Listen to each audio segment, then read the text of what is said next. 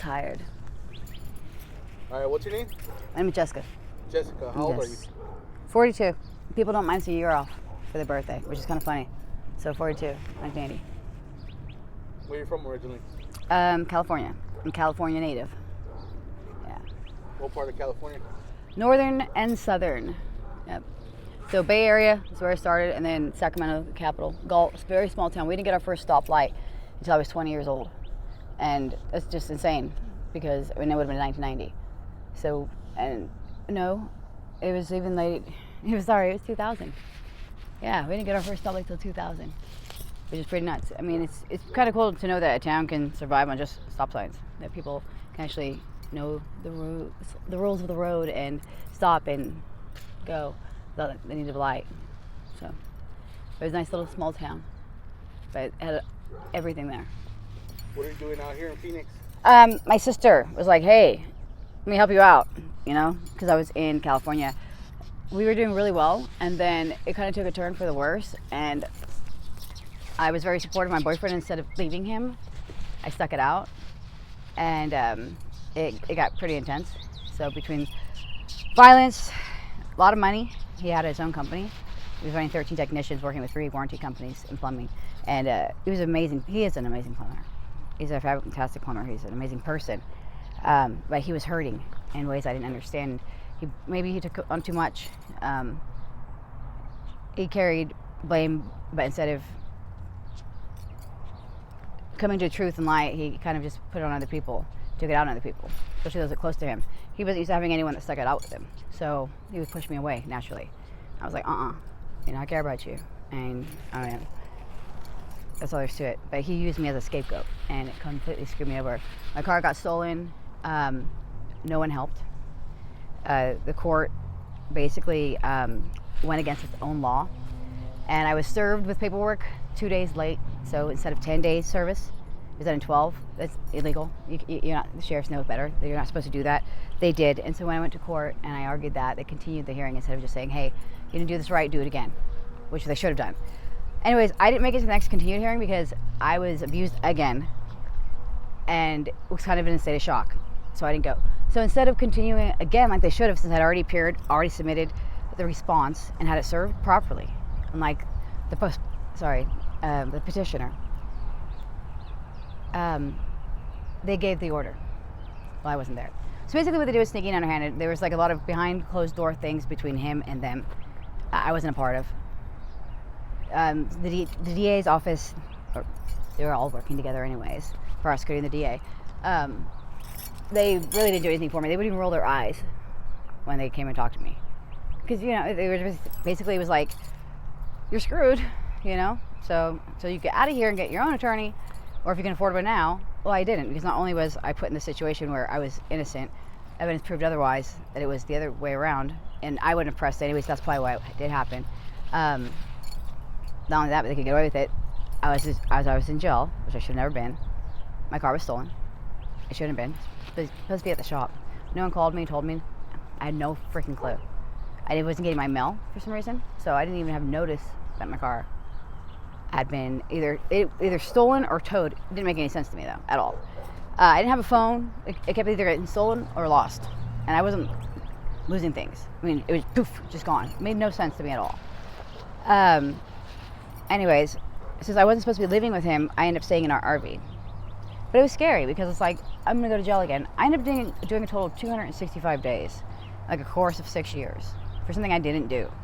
I didn't do it. I bailed out 3 or 4 times. One time I bailed myself out. My boss bailed me out another time. I think he bailed me out twice, maybe more. So just the bond alone, since I'm in fact not guilty, is gonna be a nice payday eventually. But I'm still in this situation, unfortunately. So it's like as soon as I got back on the top, boom, something happened again.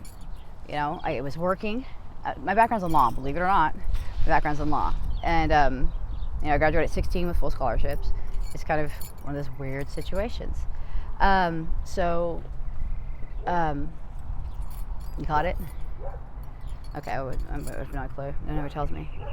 So, it's different when you see it in the sky. So COVID happened. I hate to say it, but COVID didn't happen until I came around. And And the funny thing about Trump is my boyfriend kept playing for me. It was actually sad. She's playing out of her what? I guess it's about pregnancy. And it kind of hurt. And to know that,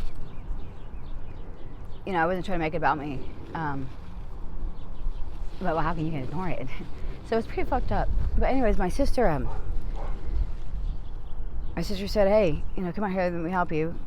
But she was kind of putting it off. It was very odd. It was almost like I wasn't talking to my sister at times. Because she hadn't made up her mind. And she didn't realize how hurt I was getting. So I'd be either being raped or being beaten. Just in crossing. People, when they're fucking whacked, dude. Like, I don't get whacked. There's been a few times where something takes over, but it's not me. It's very different. Are you on the blues right now? I don't do blues. Oh, okay. Hell no, I don't do blues. My lungs collapsed 5 times. They said I had CLPD. I went to the hospital 3 times. The other 2 times, I got myself through it. One of those times, I'm reflected back on floating over my own body. Like, because I was just praying to God, that I didn't know what to do. First of all, I didn't have a phone, so how I even got the phone to call anyone is amazing. We didn't have a home phone. Yeah, we did. We had an office phone. But did I use the office phone? I think at the time, my cell phone, I may have had it, or it just came to me. Either way, they said I had CLPD, but what I found out was they gave me an EpiPen right away. So they misdiagnosed me, and that was 3 times. The other time, I asked my boyfriend, did he come and put me back in the bed because I had jumped at it or something. I slipped out of the bed, and he came through the back door and came and put me back in the bed. I don't know, but I was just fortunate to get through those 2 times. Because that was the first 2 times. I didn't know what was happening. I just couldn't breathe. Like, I took Mucinex and whatever I could to open my lungs up, and I couldn't breathe. It's something that I was allergic to, something that my boyfriend was doing, something I didn't care for doing at all. And it wasn't blues. But obviously something that they were mixing it with, I was allergic to, is what I presume, even though the doctors didn't tell me anything. I went there with the stuff, and they completely ignored me. And even the front desk walked out. The nurse, the friend, whoever was checking patients in, she walked out, and so I walked out behind her. So that's what happened. And then I turned around, and I said, fuck you, really loud, and because I can, yeah! And not a lot of people can do that. That was more of a scream, but it's not even that loud. It's not even me shouting. But call what you want. I'm pretty sure I can do it. I don't understand it. No one talks to me about what it is. How long have you been in Phoenix? I'm not afraid of shit. In Phoenix, not even 24 hours. Yeah, not even 24 hours yet. Are you homeless right now? Like, were you homeless before you came out here? I would say, yes, I was homeless before I came out here. So my boyfriend is the one who set it up. I didn't talk to my sister at all. Okay, because months had passed before that happened. I got pneumonia really bad. Does she know that you were supposed to come out here? Yep, and she put me in her house, and there were no rules. I got clean. I was clean for 2 months, no problem. I don't drink, but for someone wanted to drink, I'm freaking, excuse my language, 42, 43. I hardly drink. I hardly even drugs. Okay, hardly even drink. You can tell I'm not. I've got meat on my body. I'm real, so I'm healthy. I'm not healthy. These are my teeth. My skin isn't messed up, and this is after being in the sun and the heat. Lucky, I've gone weeks without a shower, and that's why I don't understand the thing and people how they get angry, but they probably have a lot going on in their life. The problem is, I think we don't offer therapy. We don't communicate properly as humans, as human beings. We don't know how to be. We don't interact with each other the right way. So what are you gonna do? Where are you gonna go? I'm just not figuring that out, because she really surprised me. I mean, I was only here for a month before she said, you have to go. And I was like, what's going on? She's like, you're acting like you're on drugs, you're this and that. I said, oh, so you were already here? Yeah, well, I stayed with her for 2 months. California. I stayed with her for 2 months in Tucson. So I came in November. Okay. I stayed with her for 2 months in Tucson. And after the first week of January, I came to the house in Mesa. Because I was ready to go. I want to get my ID, this and that. For some reason, it takes 3 months to get my birth certificate. 3 months. That is crazy. Why it takes 3 months, I have no idea. It upsets me. So, it's no avail. Why they won't take something else, the notary letter or anything else like that, since I need that in order to get the birth certificate, why wouldn't they take the same document to give me my driver's license? They can correspond with the California DMV and get my ID as well. They can work with me to get that. I know my license number. Why don't they do that? and said they're holding me back. So EBT supposedly just cut me off. I have no idea why, because I responded to the letter. I responded to the letter saying, good cause. Hello, I can't get a job right now. I don't have ID. I don't have proof of who I am. Now, I'm not saying that somebody wouldn't hire me, but I want to put them in a position either. You know, because all they have to worry about is I-9. What do you plan to do tonight? Where are you going to go to sleep? I have no idea. I may head back to Mesa. Why If don't not, you just go to I know one of the persons downtown. here. I've never been. That big shelter. I've never been. I don't know anything about Phoenix. Okay. Remember, I was calling Tucson earlier because I was in Tucson for 2 months. I don't know anything about Phoenix. Yeah, Nothing. you thought you were in Tucson earlier. Well, I knew I wasn't in Tucson, but yes, I was calling it Tucson. Yeah, because everyone keeps telling me to go to Tucson, and it's like, I love my sister a lot, but if you're going to say you're going to help somebody, you communicate with them and you talk to them. You don't just come and take the keys. Well, she didn't take them, I gave them to her. And she also said she did the house unlocked, and she didn't. She didn't walk out with one outfit on. That's not love. That's not love. She never asked how it was, what was up. All she wanted to do was attack my boyfriend, who was there with me, and we were there for each other, you know. And for there to attack me, like she knew me, or something, you know, and was quick to judge and quick to be harsh. And I talked to her like, who do you think you are, and how dare you? You know what I'm saying? Like, I love you very much, sister, but you know, we all make mistakes, and no one is perfect. And I think that you're a very good speaker. I think you hold yourself very well and talk very well. But I just hope you're not one of those people who say one thing and does something else, because I'm not like that. I have no problem telling people straight up what's up, because I'd rather be honest. I mean, this is the bottom line is this: there's 4 substances in the world that actually help people: alcohol, tobacco, which is more chemically made, right? And okay, it helps for Novocaine and other shit. We all know this. Okay, it helps numb you. Same thing with alcohol; it will clean you and it numbs you. You know, in high dosages, you know, you become somewhat delirious in a sense, or you pass out. You know, everyone handles it differently, depending on the grain or whatever, and then of course how you ingest it, how you process it, how you handle it. From there, it's a chemical imbalance. Okay, let's talk about chemists. They imbalance these chemicals, right? And they create these pills. And they say, this afflicts this because we've done a study on this many people. We don't know that. We don't know. We don't even know how they put it in there. But there's also neurosensors in a person's brain that you can play with. Anyways, the thing with pharmaceuticals and doctors are prescribing is because they were basically, obviously, testing on us. I had a doctor, I got hurt when I was 30, and completely honest with them. And they pulled a drawer open and said, here, take this. No prescription, nothing. I went and took that pill. I was passed out in seconds. Woke up to the plate crashing on the floor. I was like, oh my God, if I take this in the wrong place, I mean, you know, someone could, you know, I could get hurt, potentially. But I was strong. I was surprised they handed me something so strong. I didn't have a problem sleeping. They said it was for something mental. I didn't have anything mental. I was never diagnosed with anything mental. So I was very insulted by the fact. I mean, something happened to me, and it was an experience I can't explain. I don't know why it happened. But I wasn't experiencing any disillusions. I wasn't hurting myself. I wasn't hurting anybody else. I wasn't stuck on a subject and couldn't get off it. I basically went for some spiritual walk because I'm Native American. My grandmother's name is Villalobos, and I'm the firstborn. And we could do a Hamblecha, which is a vision quest. And I just decided to do it at 35, and I don't know why. So, but there's also other things that I've seen that are true, and it's not like it's in my head. They actually I saw them, you know. So, and I'm not the only one who's seen certain things. People didn't see what I saw per se, but they've seen other things, the third eye and that kind of thing. I was with them, so, and I was like, oh yeah. I'm like, okay, see, we're not crazy. That is real. You know, is this a movie going on here? Do we not know about it? You know, and it's like, no, this shit's real. It doesn't make me green or anything, because then I'd be jealous. Or a plant, which would be better. Then I wouldn't have much of an opinion. I just chill with the trees. But it's tough.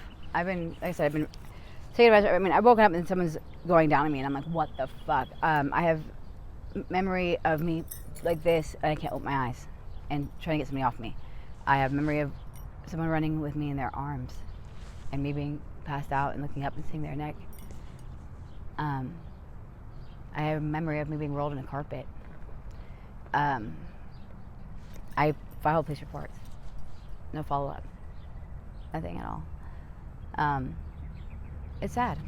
It's really sad. And then the last straw was where I was literally tackled by cops twice on 2 different occasions for nothing illegal. So I was crossing the street from the liquor store going into my RV because I purchased an RV. And this is all fairly recent. And I decided to clean up some trash. And next thing you know, the cop rolls up at me, sheriff. I'm like, what's up? You know, he's like, what are you doing? I said, I just got back from making a purchase across the street, about to head to my RV. He goes, can you pull out your ID for me? I go to pull out my ID. He comes rushing me and bam, hits me. I'm like, what the fuck? You know, I had a little bit of substance on me. He ends up detaining me. He had me in. He had no reason to arrest me. What he did was completely illegal. He had no reason to arrest me. And at this point, I could get him for assault, right? So anyways, I go in there. Guess what I smell? I'm smoking. It's coming through the vent. I can smell it as I'm sitting there and holding. I swear to God. I couldn't believe it. I was just like, are you serious? I'm not surprised, but at the same time, how dare you? You know?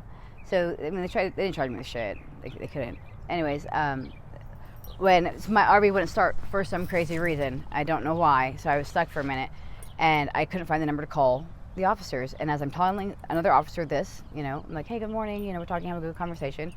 Some cop hits me from behind. They had no reason to arrest me then. All they had to do was move the RV to the RV. They had no reason to arrest me. So they hit me from behind. They take what personal property I have, some jewelry and stuff. I still haven't gotten back. A gold knife that had the Punisher on it that I got my father. That was wrapped in silk, and some other things that were actually mine. I never got back, my ABT card and whatnot. So, and then I was out in the street, you know, with a little bit of cash that I had. And since I had my ID stolen, I couldn't access my bank, even though I had money in my account. So there I was again, back on the street. And that was from, God, my memory's pretty bad in this one. Because April, I want to say May. I don't think it was quite June, even though I really want to say June. I think it was more like May. Because Father's Day is, Mother's Day is May, June, right? Father's Day is June. I'm not sure. Yeah, Mother's Day is May. Father's Day is June. So I want to say it was more like June. But there's just something that was odd because I'm pretty sure it was March when we quit the job, not April. So maybe it was April. But there's some payments still that are needed from where we were working. That's the case. Anyways, so I was stuck there. I couldn't get anyone to fix it. I called all these RV places. No one would be able to fix it till September. Are you fucking kidding me? I mean, this thing ran like a beast. I mean, it had no problems. It had 30,000 miles on it. It would eat mountains. No idea what happened. No idea at all. It sucked. And yeah, they ended up towing it. And like I said, I had no ID. No way of proving who I was. Everything was stolen once again because I was on the street. So easy to get your shit stolen when you're on the street. And I kind of just said, fuck it. I gave up. What's the point? You know, I was trying to fight for it. But at that point, I had given up. I didn't have any support. I was calling family, and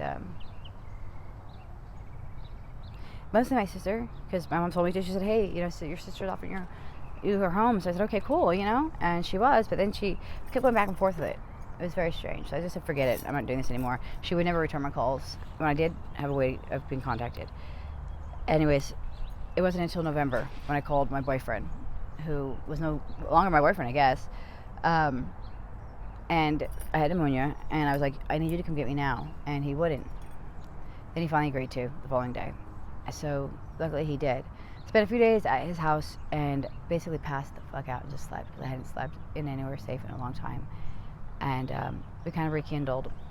And I think I was there for 4 days when he said, let's go to your sister's. And I was like, hey, I don't really want to go. It's kind of too soon. I would like to get my ID and do a few things here first. You know, maybe work towards the RV. He's like, no, just forget it all. Just forget it. Let me just take you to your sister's. I was like, okay, fine. Didn't find out about it, nothing. So he brought me up to my sister's. I mean, my sister and him talked. I didn't talk. So these rules and all these other things that she was talking to me about, she said, respect the neighbors. From there, they prayed for me to stay clean and sober. They knew there was a possibility of me not. And I told them there's a possibility of me not. There was no, we're going to kick you out if you do. There was no, you can't do this in the house. There was nothing like that. In his house, yes. There's kids there. In her house, nothing. So for them to do this to me was so two-faced, it's sad. And it's like, okay, first of all, you guys have no idea what it's like to be Christian or believe in God. You have no love for your family. When things get tough, not saying they don't have, you know, no love, but when things get tough, you have no love for your family. You know, you're quick to turn your back on them. I wasn't causing any problems for them whatsoever. They're not my parents. They want to put me in a 1-year sober thing. I was like, what fucking cop's paying you now? If anything, you should have my back on getting, you know, I'm trying to get me paid on the 265. And it's really not about money, it's about principle. And so if they're going to do this to me, how many people have they done this to? And you're telling me to go to sober living? Fuck you, Autumn. You should go to sober living, you know? That's what I want to say. And for all I know, it doesn't, you could be doing you know, you piss test for me. Come on, we're all piss testing now. Yeah, I'm not the one with kids, you guys are. What the fuck? You know, they give me 4 weeks. 4 weeks. And they pull this on me. She comes with some, ooh. I was like, whoa. I almost got like, I'm not gonna do it. All right, well, thank you for sharing your story. Hey, I really do appreciate it. It's little nuts. It's Are not, you okay life if is I nuts. post it up on my YouTube channel? Well, edit it, please, and we can work on it together. I'm teasing. Whatever's needed. If anybody wants to reach out to you, The with community- any sort of help or donation, This is the thing. do you have any contact information that you want to share? I can Do give you it. have an email? Yeah. Go ahead. It's Jess, JESSBOSHEROAR @gmail. So Jess Bo She Roar All right. @gmail. Thank you. Appreciate you.